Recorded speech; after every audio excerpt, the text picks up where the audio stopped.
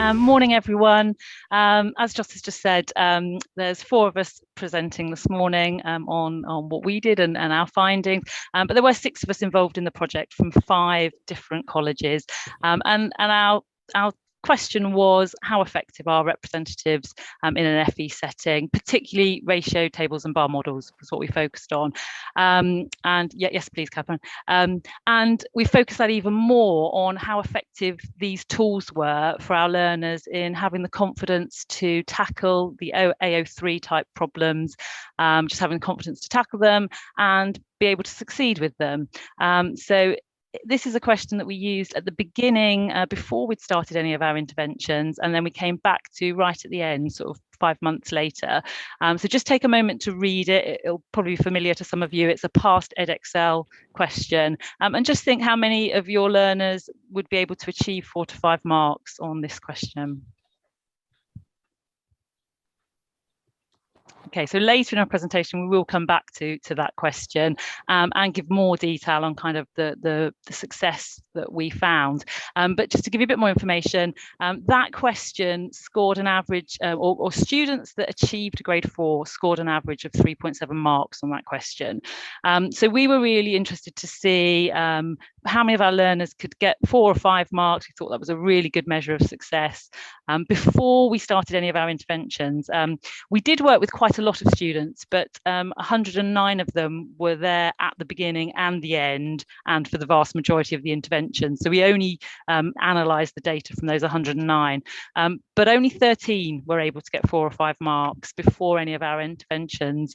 And what we were really delighted with was that after our cycles of interventions, that had increased to 43 students, so about 40% working at a very strong grade 4, if not grade 5 level, and being able to not only access and have the confidence with a question like that, but actually achieve well on it and be able to answer it. We will come back to some more results later.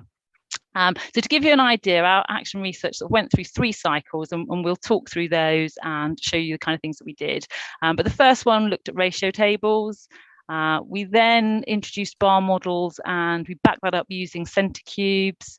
We used some Barvember resources, and then we refocused again and looked particularly at bar models for ratio problems.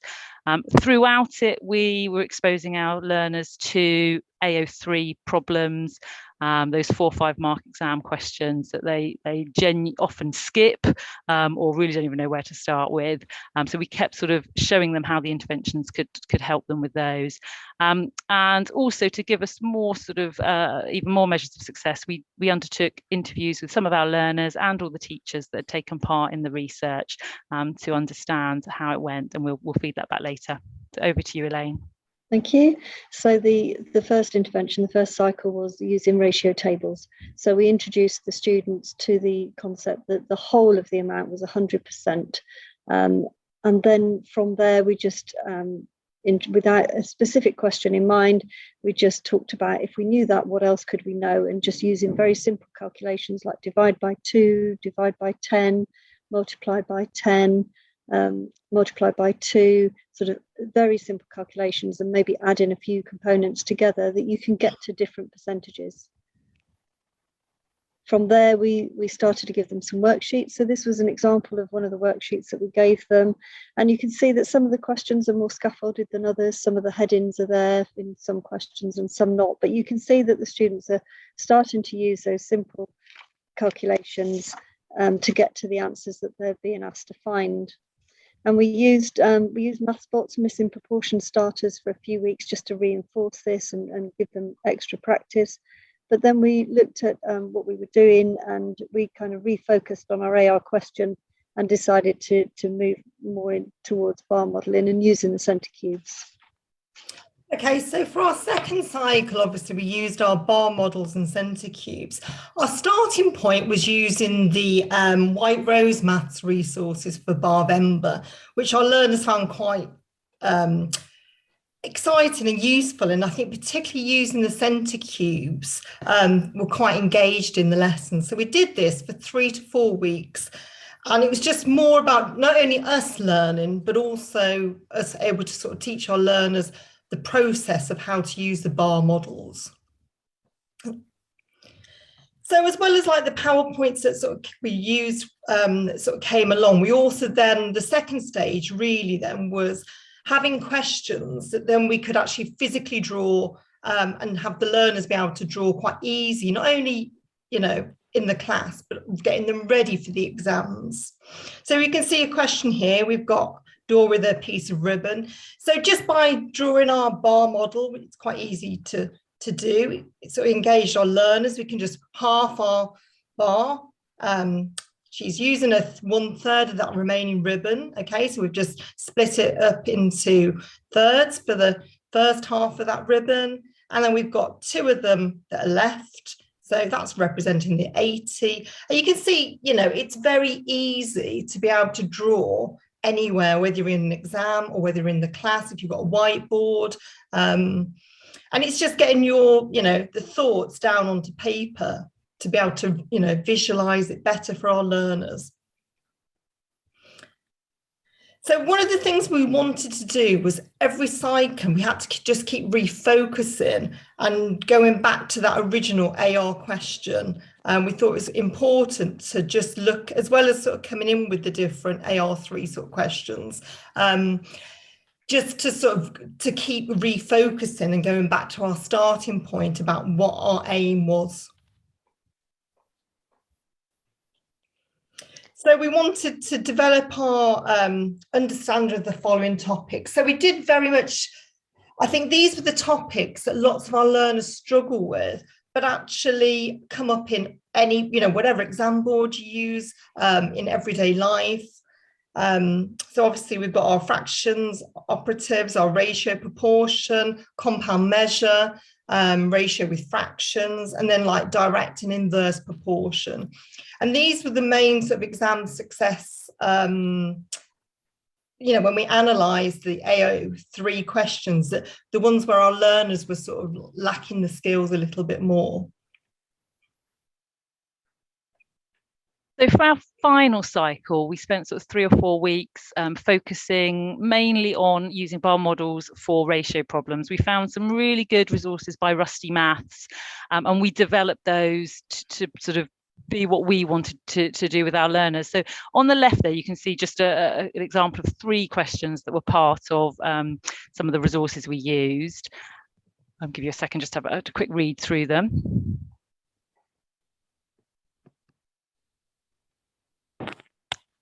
As you can see, the ratio 7:2 and the amount given is the same in all of them. So it was using the ideas of variation theory to help our learners identify actually the differences here. And it was at this point that we all found a massive sort of light bulb moment for a lot of our learners. Many were more fairly comfortable with the first style of question here, struggled a bit on the second, but even our more able learners struggled with that third type of question there. I'm guessing lots of you will feel the same. And this really was a moment at which we found sort of massive leaps forward. And what was great is that we were introducing them to an idea that started the same for whatever the problem was. So we were encouraging our learners, draw out what you're told, draw the ratio 7 blocks to 2 blocks, label up the information that you're given. So it was key that they were reading the questions carefully. But that sort of the style of doing this really helped them recognize that they did need to read the questions carefully and work out what was being told and what they were then being asked to work out. So here they could then recognize that we need to do 45 divided by 5 to find the value of a block. And then of course they can work out how many blocks, how much in total. So here's some examples of some learners' work. You can see on the left that for the first week or 2, we scaffolded the worksheets that we gave them. The blocks and bars were drawn for them, but then we sort of encouraged them to draw their own. And we really, you know, we were quite free in that. Many of our learners, or some of our learners, drew circles or dots. It didn't matter as long as the representative meant something to them. And that's something that's come out of our literature review. That was really important that the representative was theirs. And so you can see how, you know, particularly those bottom questions there were those more than, less than ratio questions. And our students are able to get their heads around those and answer them, which is brilliant. And again, just another example of one of the past exam questions, AO3 problem solving questions. Might be familiar to some of you that use Edexcel. You know, very badly answered in the exam series that it was in. And on the back of the interventions that we were doing, students were able to represent the problem, understand the maths they needed to do, and answer it, and you know, have really great success in a question that most of ours, when they were asked, said they would have skipped before we'd gone through all these cycles. They wouldn't have even tried that question, so we were really pleased. So as we were actually going through the giving them the questions to have a go at, this is one of the questions from the beginning. We modelled the answers for them so they could get a really good methods, and they started to really enjoy doing these questions and being determined to answer them. So that we broke it down a little bit more when we were modelling it, but that's basically the sort of breakdown of one of the modelled questions. But we did this for all of the AO3 questions that we gave them in intervening, because we were finding nothing was working, and then suddenly it all started to fit together. It was sustained. And there's some other questions that we gave them, and then when they started to use, we sort of triangulated with other questions as well. It wasn't just that same question. They did it again. They used the same methods. We could see them using the bar models at last. So back to a little bit more in terms of our results. Obviously, talked already about the number of learners that were able to go to achieve 4 or 5 marks, but obviously some learners had started with nothing. They hadn't even attempted it the first time we gave the question.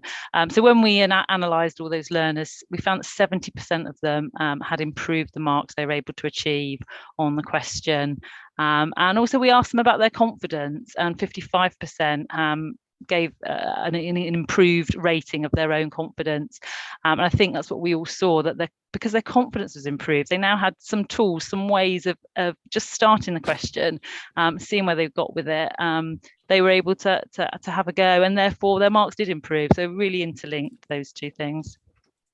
After we obviously have the data from the question, so we can see how many marks they achieved, but we also interviewed the learner. We interviewed 14 altogether across all of the colleges, and then did a thematic analysis of them and kind of put them into categories. And here you can see some of the quotes from students and how many of them fitted into each category.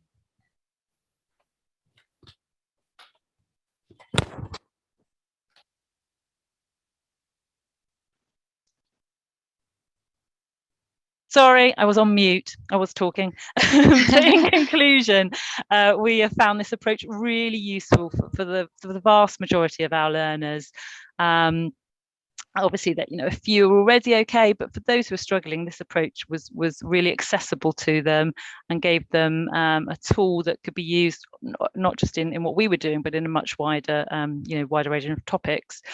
What we did conclude is that using bar models and ratio tables, probably any representatives, needs to be done from the outset, from the beginning of the course, and embedded in every sort of element of the scheme of learning for every topic and every opportunity you can. It did need to be sustained. It does need to be repeated. But it then is really successful. We've put a question there. What other topics could these be applied to? And so if anyone wants to put their ideas in the chats, but I mean, we felt that there's so many different parts of the syllabus that you can use both bar modelling and ratio tables for.